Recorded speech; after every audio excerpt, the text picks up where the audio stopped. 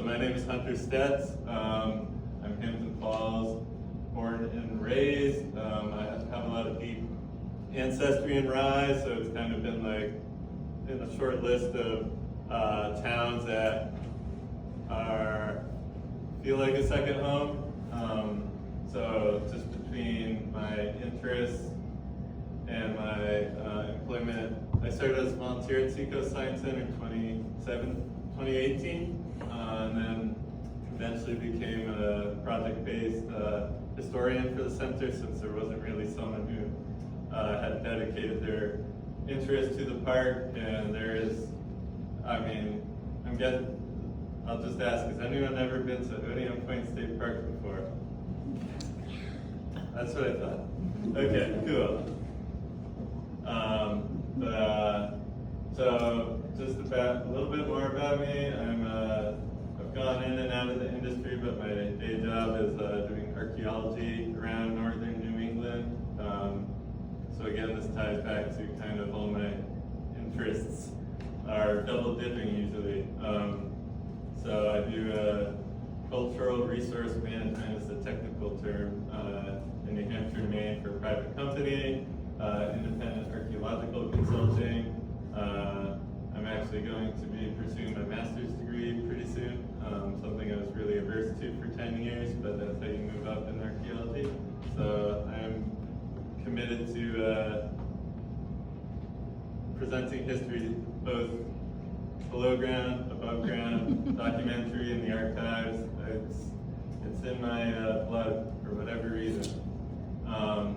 So Odiorne Point is, today I could talk about this forever, but I'm gonna focus based on the 20th century exhibit, kind of where things stood at the turn of the 20th century. And I won't assume every detail is known, but I'm guessing people have this idea about how and why the fort was constructed and the loss of private land, and then how we ended up here today in this one of two standing structures pre-World War II that is now enveloped by a more modern structure. If anyone didn't know, this is the Sugden House, and the stone was the outside of the building, and I have some great pictures of that.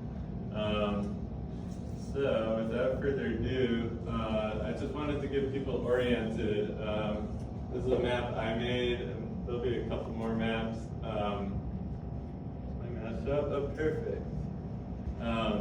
So this is an area of the park, and I put red dots for all former or present structures, not including military-related infrastructure.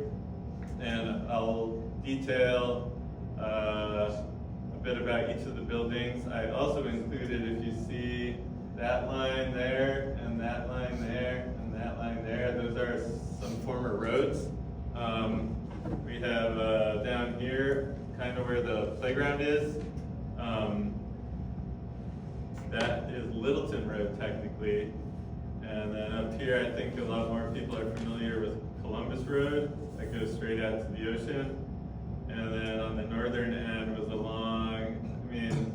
more so a private driveway, but it had been there a while, was Frost Point Road. And then something I actually contributed to the New Hampshire Stone Wall Mapper. If anyone's familiar, it's like a crowdsourced database for mapping stone walls in New Hampshire. So I sat down and mapped Odiorne Point. So that's all the yellow lines.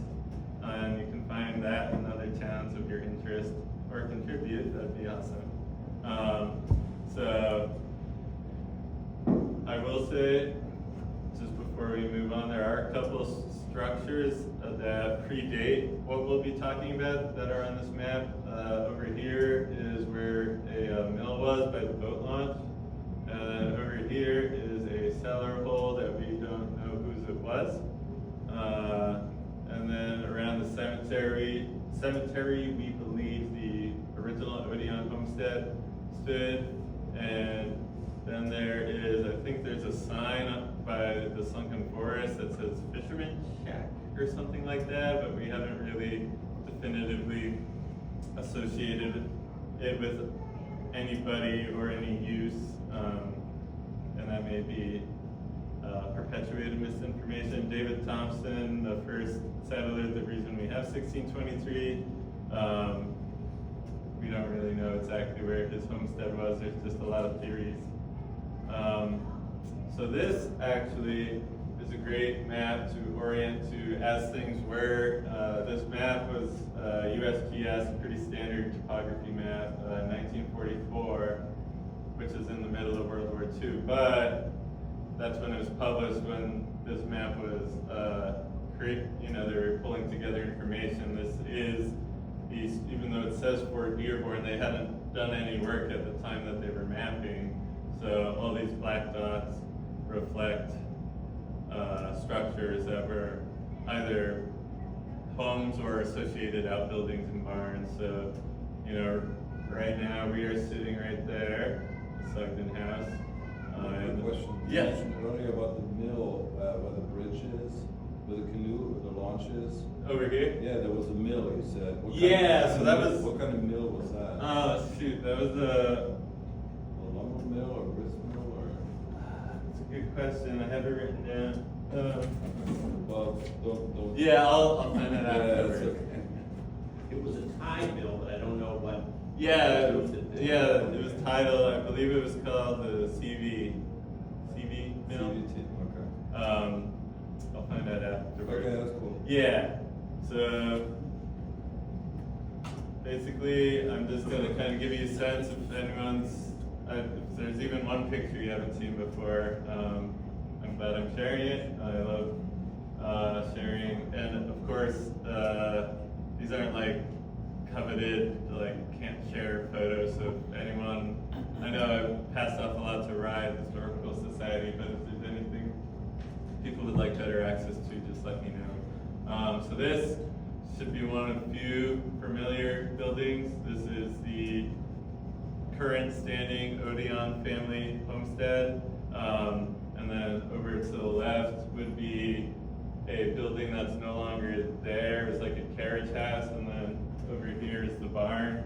And that is the third Odiorne family home on what is now Odiorne Point State Park, built in, I think, between 1800 and 1830.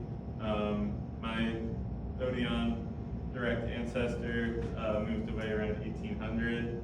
And then at that point, I know my Odiorne ancestors would visit there in the summer. But interestingly, by 1900, the current owners, Ralph and Winifred Odiorne, were actually only living there seasonally, and they were also using the homestead as a inn and also a gift shop. So they were even leasing out some of the land they weren't really farming themselves anymore. This is Ocean Boulevard? Yes, Yeah. yes. Ocean Boulevard. You'll notice in the photos, which I think is great about getting a sense of place, is there are a lot less trees, as was the case for a lot of New Hampshire, but it really doesn't take that long for the first growth and second growth forest to fill in. So here's a cool ad for staying at Odiorne Point Tavern. I want to say this was 1920s, based on documents I found about the tavern.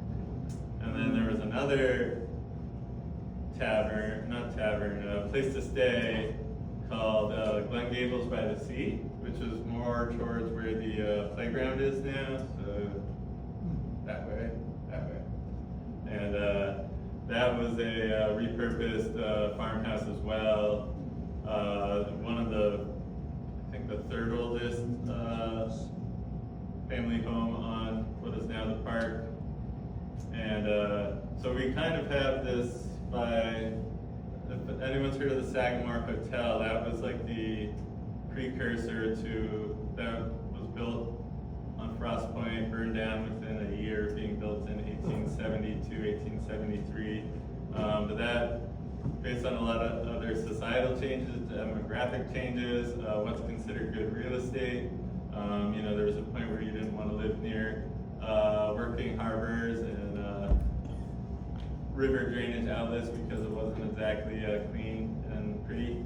And then that started to change, and this became, as is today, a place where you'd like to live year-round because it feels vacation-y, or it'd be your second home.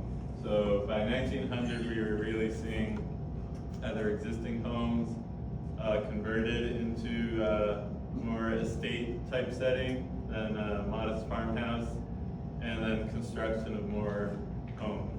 And there was actually only a few homes. I really only have 1942 and Fort Dearborn. The idea became official. I think there was only 2 or 3 families that were living on Odiorne Point year-round. There was also a gentleman with the last name Whitaker who had a chicken operation kind of around where that freshwater pond is. When you're walking the bike path along 1A, he didn't live there, but he was allowed by the Gage family to use the premises. So this is what we're in right now, the Sugden house, and so that's facing from the ocean, and we are in the center of that. And then here's this is cool because I feel like I personally see more photos facing the building. This is the side, so this whole porch, that side, is enclosed, and then that was the entrance before it was modified when the Seacoast Science Center officially opened as we know it today in 1992. So I'm basically going to tell you what buildings were on what is now Odiorne Point, and I do also like to point out we know this all as Odiorne Point State Park, but technically the northern end is Frost Point. It's just all become one park and geographic feature. So in historic records, you'll see talks of multiple landforms, kind of as much as Concord Point, you know, the many dips and turns of the coast of Rye.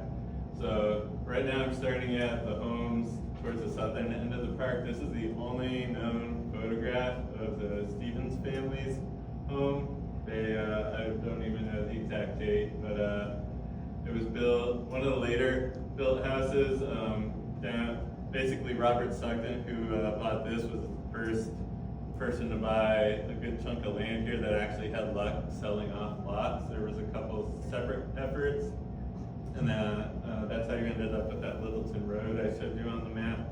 It was kind of like, you know, I mean, even developments. I remember Andy gave a presentation about how things don't go as planned with a lot of these smaller developments, and you get a hodgepodge of incomplete lots, incomplete streets. But the Stevens were a family that ended up building a home towards the last 20 odd years preceding 1942. This is a photo of a wedding in 1941 when there was murmur of where will the United States government set up reinforcement for the Portsmouth Naval Shipyard. But this was a home, Grarocks, Grarocks, owned by the Graves family. That was towards the southern end. And I believe, let me just double check so I don't misspeak. I believe they were the family that had a saltwater pool out by, see that way, going towards the playground, there's like a enclosed 4 stone walls. I just want to make sure I don't misspeak. Cool. Oh no, that was the Sugden house, excuse me. Is that okay? The Sugden family, abutting the Graves family, had that 4-wall saltwater pool. When the tide came up, it would fill in, and then they'd shut a valve, and you'd have salt water until, I don't know, it got too dirty, and you let it back out. So that's a unique feature. Were you gonna say something? No, that's cool. Yeah. So that's literally was not a lawn.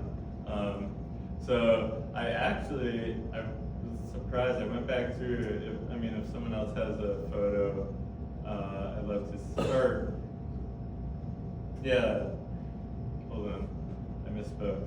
People probably know this fountain here is the dolphin fountain. That is something you can go look at after this if you want to get better oriented.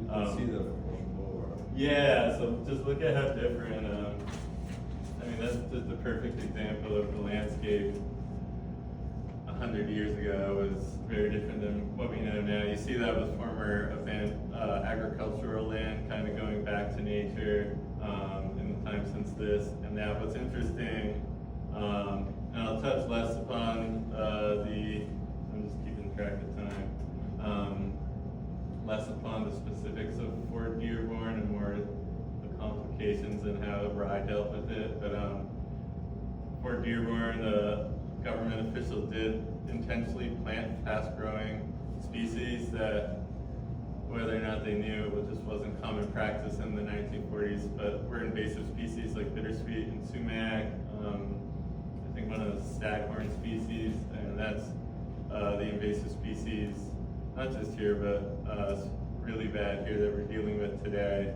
So it was literally intentional when they built the casemates, which colloquially we know as bunkers, when they need to hide them, essentially, it was let's plant something that grows fast. So that compounded the whole, this isn't someone's nicely mowed lawn with, landscaping and hardscaping, but that stays there. And then to the left is that is the Marvin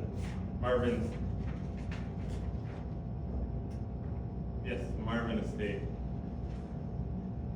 And that was another home that was built not long before, I mean, we look at all this in retrospect, is the point I'm trying to make. A lot of these homes were actually built in the 1920s. One was built in 1933 that I'll get to, and obviously they weren't standing for very long, and but you don't know that at the time. This is one of the few photos of the Kim Straw estate, which is nearby, kind of that central part of Odiorne Point. When you're hugging the bike path towards the boat launch, if you look in past the dolphin fountain.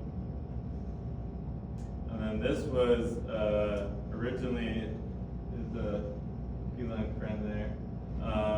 This was they had a house, the Gage family, just for their organ,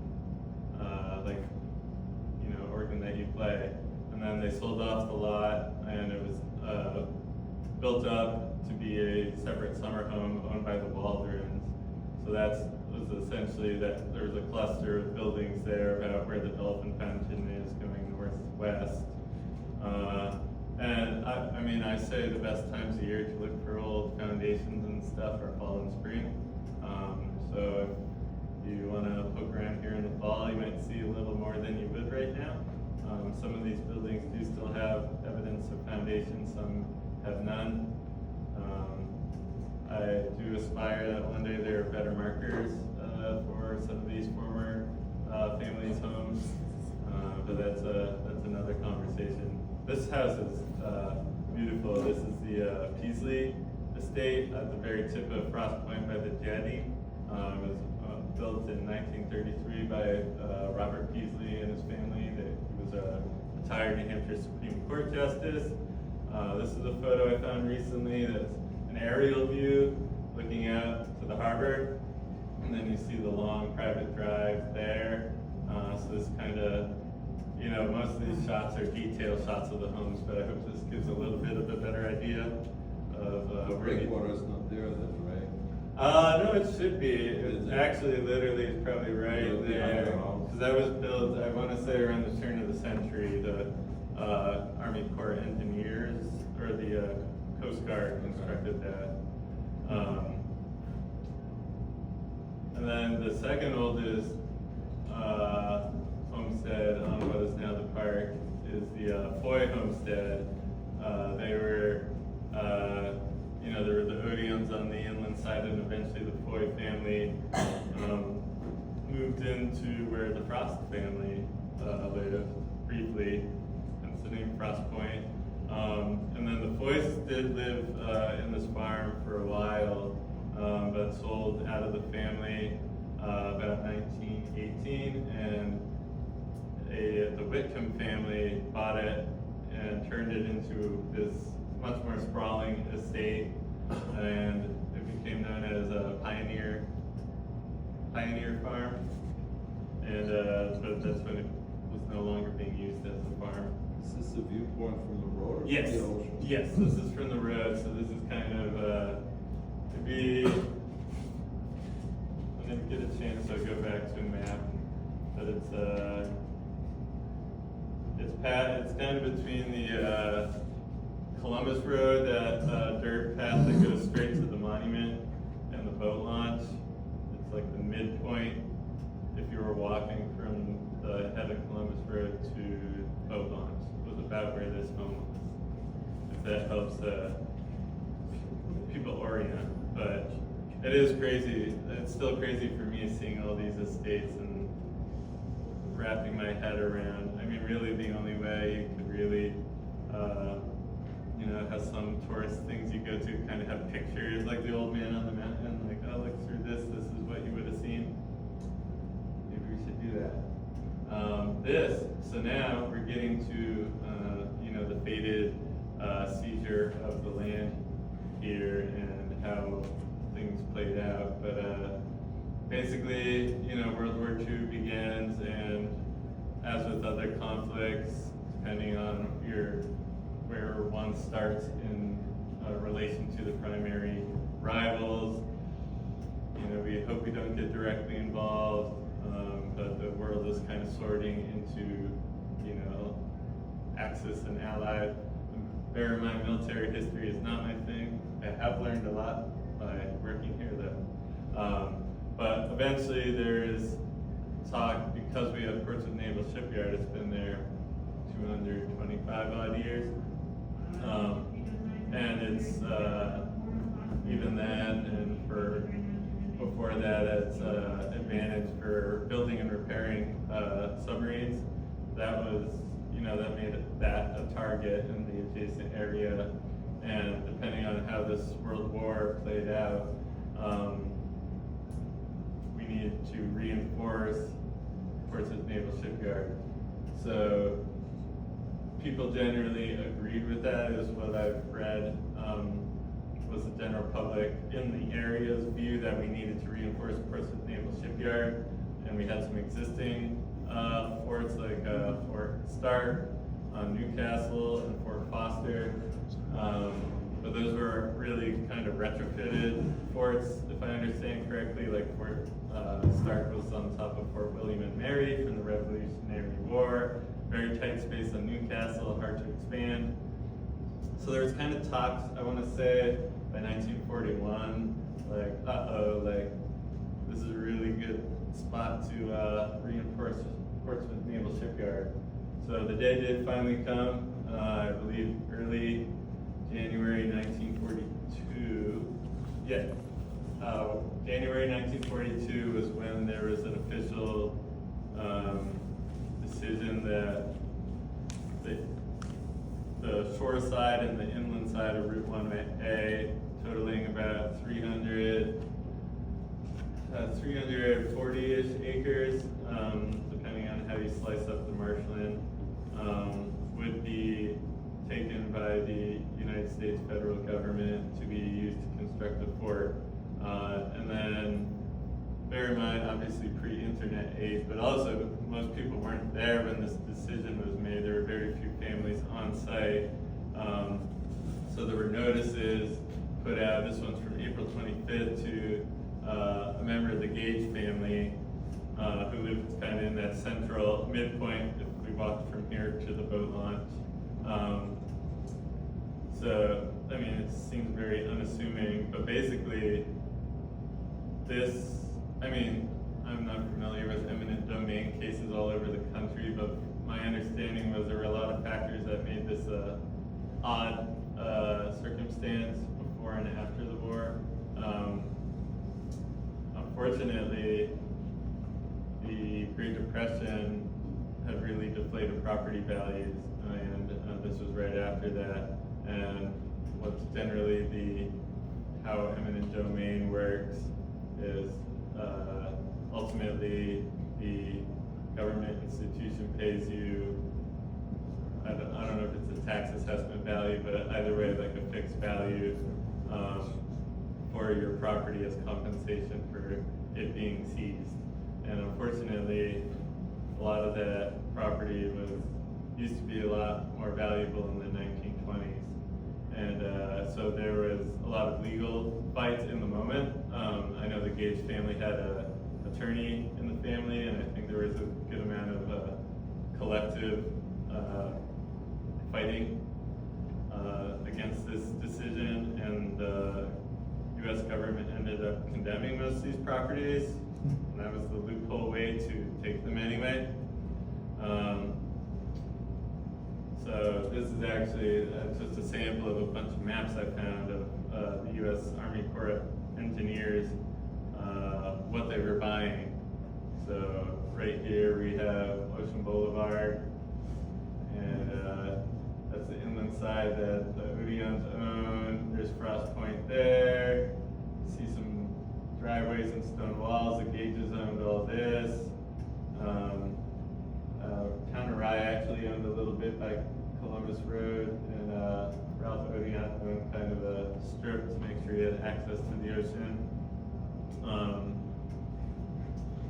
And then this, I pulled from a cover of one of the books about Fort Dearborn. It's a great example of, we have the Navy Yard up there, and then, the harbor and what was considered necessary for direct artillery reinforcement, and then further all the way from Kennebunkport to Cape Ann was, I believe they were called fire control towers, to kind of triangulate any incoming enemies. So, just to separate from the historic structures, these were the World War II infrastructure built. So we have, Battery 204 right next to this building, and then up on Frost Point you have Battery Seaman. Very similar, not exactly the same.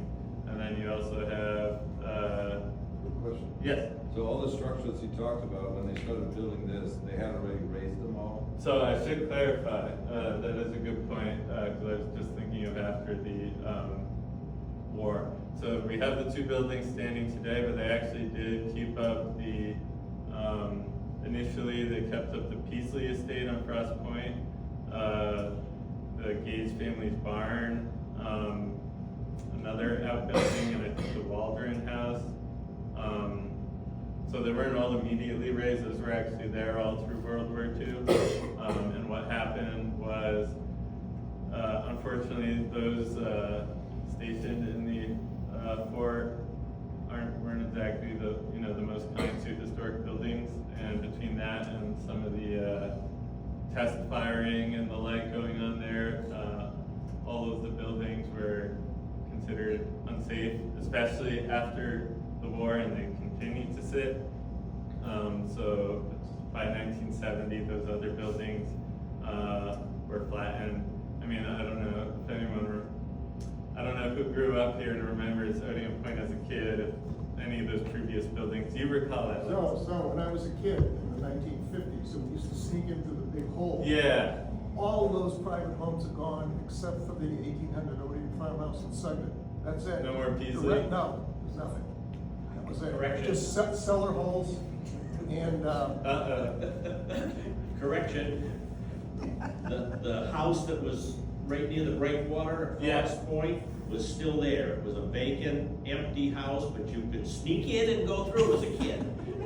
Well, and, look and into that was this. so I probably in the must not have got, I 60s. didn't get the Frost Point. We were Yeah. hanging out down by the basketball Oh, court. yeah. It had a big What about- basketball tennis court.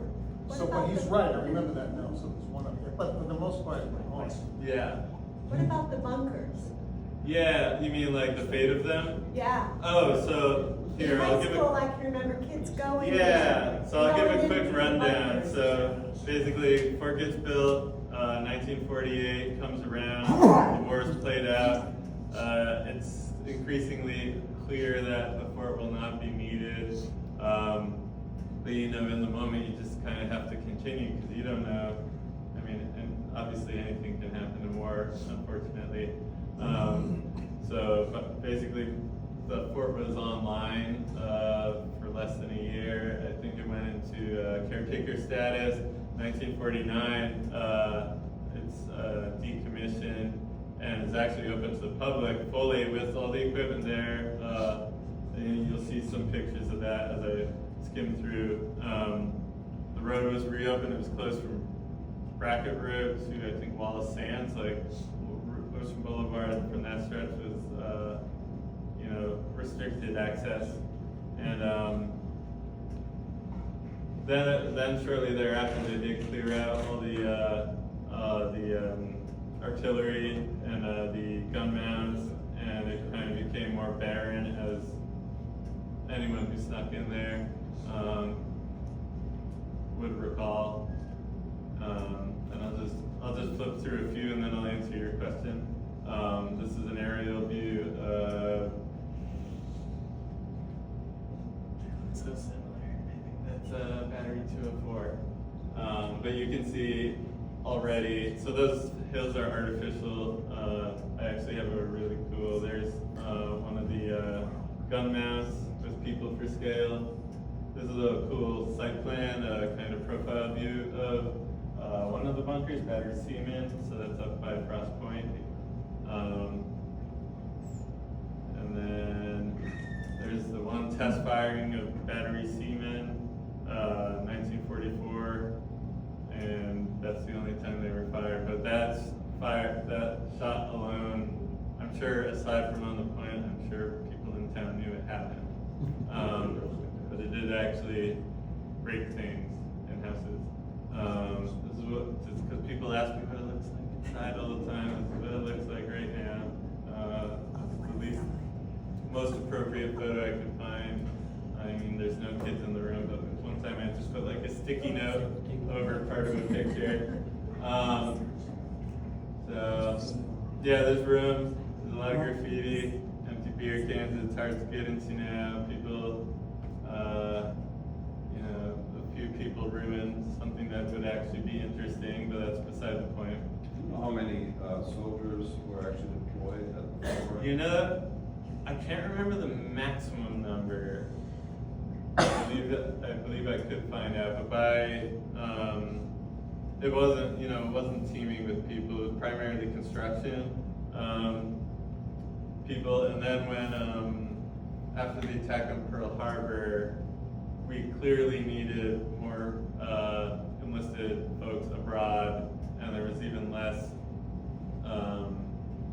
That actually did slow down construction a little bit because they couldn't invest as much in domestic tasks on the East Coast once they knew where the theater of war was playing out. But I don't know the peak number unless David knows. No, but most of the building for the Army was actually over in Newcastle, where the Common is now. I can't remember, I don't know if Alex remembers the name of the fort, which Newcastle took over as their Common. Fort Stark. Yes. No, it's next to Stark. Oh, that's And that was the billeting area for most of the men. Camp Langdon. Yeah, there you go, Camp Langdon was where most of them were billeted, so over here, only it was a small number that were on duty. Yeah, it was never crowded. And then even by the time we get to after World War II, it's very few souls. So then, then we get to World War II is concluded, caretaker status, it kind of gets stripped.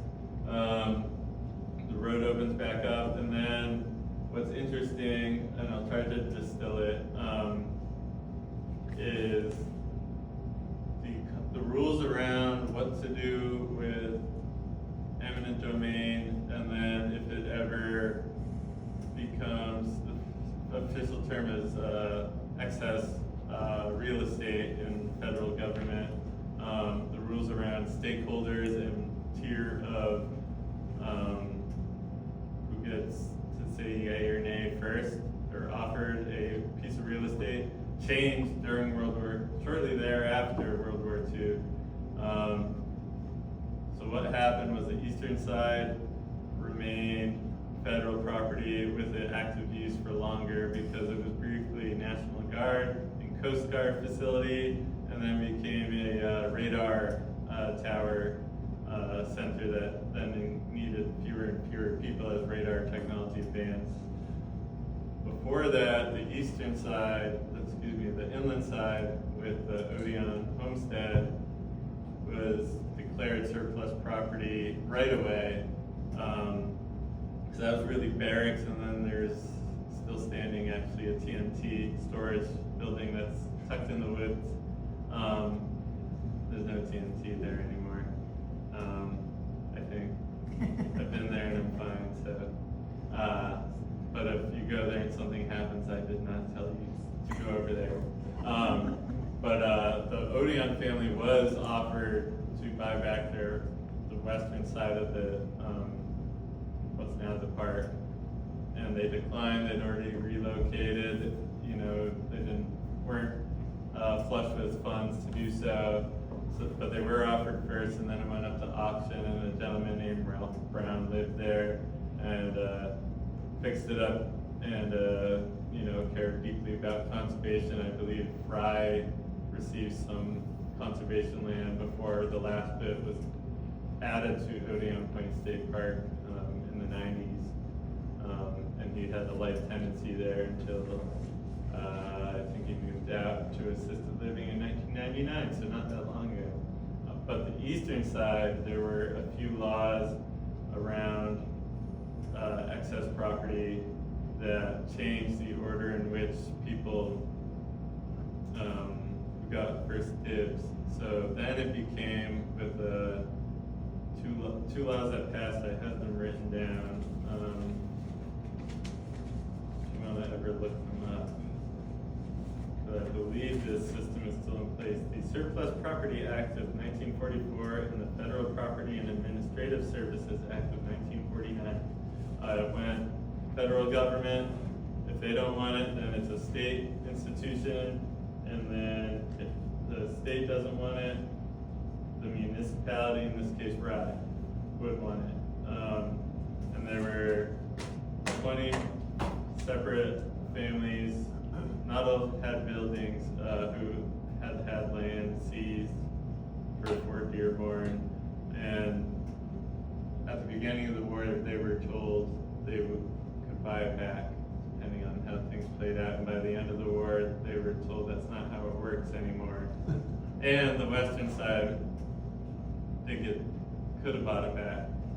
So understandably, those families were not happy. I'd say the difference in how this played out from a lot of other eminent domain cases, say with highway construction, widening, those can get pretty bitter, but a lot of these families were fairly, well off and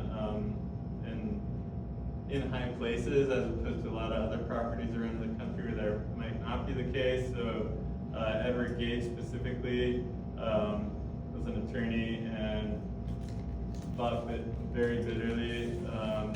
He knew all the tools and tricks to try to,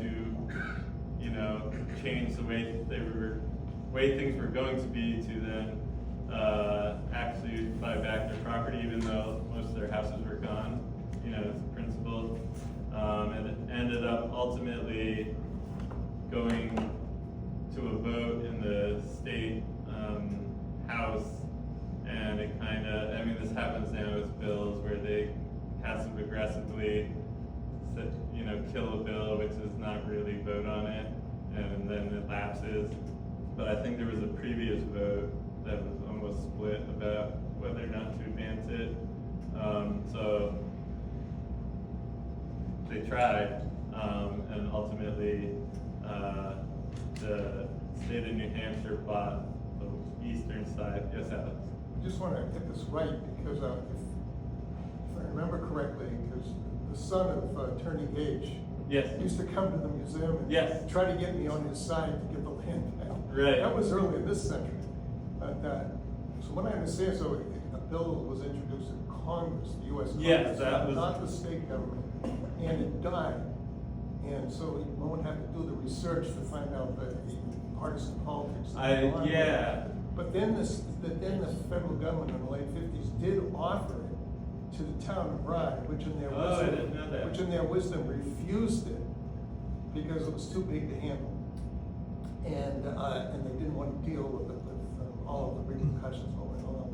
And I think they were thinking ideal place, the state should own it. So that was up to the state and accepted it. It just took a long time to become. Yeah, I didn't know that ride was offered and refused.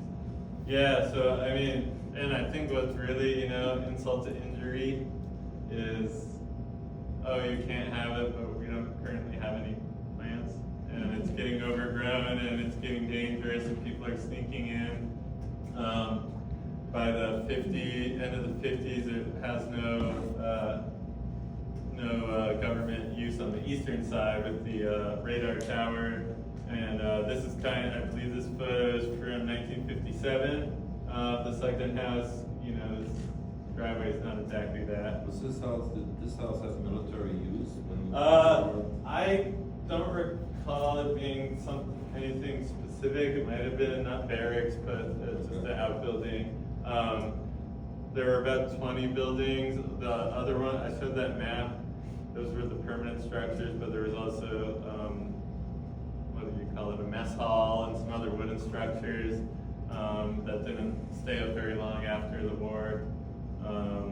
This is a cool aerial view from, I think, 1959. You can see in the lower left some more of those buildings. That's actually about where the parking lot is. And right there you have Ocean Boulevard to the bridge over Witch Creek. Or is that Witch Creek? Anyway, you know where I'm talking about. And there's the Odiorne Homestead there. You can actually see, I believe that's the Gage's barn there, which stood a little bit after, but not long. So then we get in this weird limbo from like 1959 to 1972 that the state has secured it, and there is an agreement in the terms that it will be a state park for recreation. And even with all that agreed, it still didn't officially become a state park for quite a number of years, I believe. So it was very rudderless. But even by 1972, which, I believe this photo was shortly thereafter, it did officially become a state park, and it was going to be called Fort Dearborn State Park, but there was local application for that would be called Odiorne Point State Park. It was not typical for former forts that become publicly accessible, but it was called Odiorne Point for the long 282 years that the Odiorne family did own land on this geographic landform. So 1972 comes around, you're told it's a state park, not much happens, it kind of becomes this ad hoc. Someone asks to use it, you say sure. I learned there was some horse competition going on there, Girl Scout camps. This is a view from a field trip for a nature program. This is one of the old buildings. I think that one burned down. So that's gone, but that was an early center for kind of like what the Sugden House became. There was a lady in Cottrell, I think was her name, who, one of the brave souls who probably didn't get a lot of sleep for these kinds of causes she pushed and cared about, which was to have regular access to Odiorne Point State Park, have somewhere groups of all ages can come and not just enjoy the park, but actually learn from staff and experts. It took, 20 years until there was a point where just the Sugden House was considered a visitor center. It was named something Toby Center, I forget his first name, after the first New Hampshire Parks and Recreation director, who oversaw Odiorne Point State Park amongst other places. And this was an aerial photo from 2022 of one of the concerts, and you see what our hard efforts. New Hampshire Audubon was a precursor to this. The Friends of Odiorne Point was a organized group that came out with newsletters. So it was truly grassroots to shape Odiorne Point the way we wanted, not just as a place that you could go that wasn't developed. It's like, oh, it didn't get residentially developed, yay, but oh, it's idle space. So this did not happen overnight. This did not happen over a week, over a year. It took 20, 30 years, depending how you slice it. So I think that's really cool. I'll say, you've met Page descendants. I've only met Odiorne descendants besides myself, who were in that branch more closely than myself. And they're at peace, but I know their homestead is still standing. But I think this is the best outcome. There might still be bitter folks. Love to hear their opinions. So that's really. Do you have a little bit more insight of what triggered the Seco Science Center? What group came together to make that a reality? Oh, so Seco Science Center. Oh, so that was New Hampshire Audubon, was the biggest, and then it did involve the Friends of Odiorne Point. And I just want to acknowledge that UNH Yes. Extension and Yes. biology, Julia Steve Lawson, she was working down here at Ogden, Sugden in the early 70s. Yeah, I have some And of they her had a great writing. extension program here, and also our own Louise Tallman. Yes, Who's a I wish I legend knew of this her. time for the work that she did, both on history and science research. Yes, In the 70s at Odiorne. yes, I knew you had the list in your Yeah, in head. fact, we had her 90th birthday party right in this room. Very beautiful. My mom had her Back in 39th in this room. So I like to think I did a half decent job of filling in any gaps you may have had in your knowledge about how complicated this was, and there wasn't an obvious answer. If there's questions or, yes, I'm opening to questions, that's all I have, so thank you. Question time.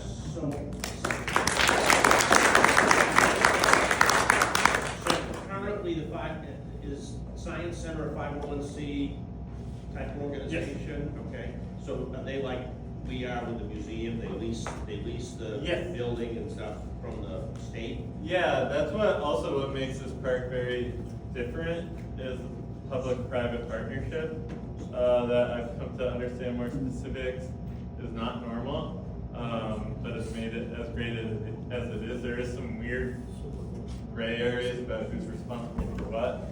Like, there's a shed over on the inland side by the salt marsh hay saddle that no one knew who had the key to it for a while. It was like, is this our shed or the state park shed?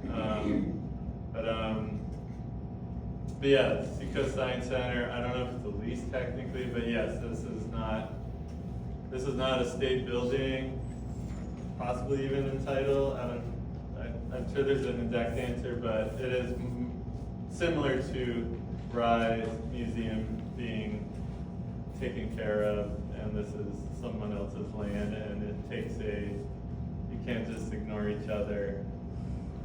It wouldn't be productive for the state parks and Seacoast Science Center to never talk to each other. So they do all the time. Yes, another question. So this particular building here, when was it built and why? This was built about 1920. It was a summer home. Robert Sugden. So I believe, based on pictures I've seen, have been a little bit more at these doors. So I mean, fairly modest in size, because these were the exterior walls. Alec, did you have a In reference clarification? to that question, are those metal frames with all the photos still outside there? No, they've been tucked away, but That's a shame, I because know. that showed the whole history, of all the historic photos of what it used to look like here. It would have been a nice compliment. I don't know why they took those away. I know one yeah. of the reasons why, and I've been told, even Wendy Lowe, who is a great historian, but she was director of the Science Center. And she said, I know, we depend on the Historical Society to do more of the history. I wish we did a better job on it. Well, she did individually, but right now, it's too much science, which is We're what working it's on called. But this is such an historic Yeah, site. we're Why they working took on those it. away, I don't know. So my next question is this. There used to be an audio tour that you could take and walk around, and Steve Cash and I did it. It wasn't complete, but it was pretty decent. You had different stops and you could listen to the recording. That was 10 years ago. Have they upgraded so you can download on your smartphone a walking tour, or? That specific tour, I believe, has not been upgraded. I do have Kat here as a fellow Seco Science Center employee who I think can answer some of that actually. Right. Yeah, so, hi. So I'm one of the visitor engagement coordinators here, and I really like history. And I've been wanting to, maybe just put like little like flashcards or like little booklets so people can look at old pictures and like see what everything looked like before this building was made. So I'd be more than happy to give my email out to people who have old photos, because Hundred's been giving me a lot, but it is something I really want to try and do, and it's cool to hear that Wendy also trying to do that as well. So, working on it. Yeah, but- those specific metal, yeah, those Yeah. specific metal sheets I think were pulled because of some it was poor presentation of good information as far as clunkiness, and with some of the other facelifting the Seco Science Center intends to do, that will come back in a different format. Any other quick questions before I hand it over to Andy? I'm always available if you have more questions or more information. I learned something new every time. So I thank have an you. interesting question. Fort Dearborn has existed in US history before. Do you know more where the first Fort Dearborn was in the United States? Very famous city. Started out as Fort Dearborn. Anybody know? I don't know either, Michigan. It was, no? It's a Revolutionary War general, isn't he? Yes. you Yeah, are. but there was a Fort Dearborn. Fort Dearborn was Chicago. Wow. So, if you've ever been to Chicago, if you're down where the river is, Wacker, Michigan Avenue, I don't know if you know what I'm talking about. If you've been down to the Mag Mile, that's what Fort Dearborn was. So my question to somebody is, how can there be one Fort Dearborn and another Fort Dearborn? So what's the answer to that? How can you have two Fort Dearborns? At the same time, yeah. Well, not at the same time. No, Fort Dearborn, well, this is the answer, okay? So, in U.S. military history, if a fort is decommissioned, that name can be reassigned. So, if you go home, you learn something. I mean, seriously, but, you know, Chicago is a very small town, so that used to be Fort Dearborn, and so then we had a Fort Dearborn here, albeit only for what, 4 years or so, you know? But I'll say, I don't think I said, and Alex was about to, Fort Dearborn, the name did come from someone from Northampton. So we have more ties than Chicago, even though the Chicago. Is that true? Yeah, Henry Dearborn is from Northampton, Revolutionary War General, Okay. Secretary of War to Thomas Jefferson, Ambassador to Portugal, which I did not know until I was like, I gotta brush up on my military history if I'm gonna be working here. But yeah, Northampton. Oh, okay, I didn't know that. Yeah. All right. But I forgot about the Chicago tie. Yeah. That's cool. Yeah.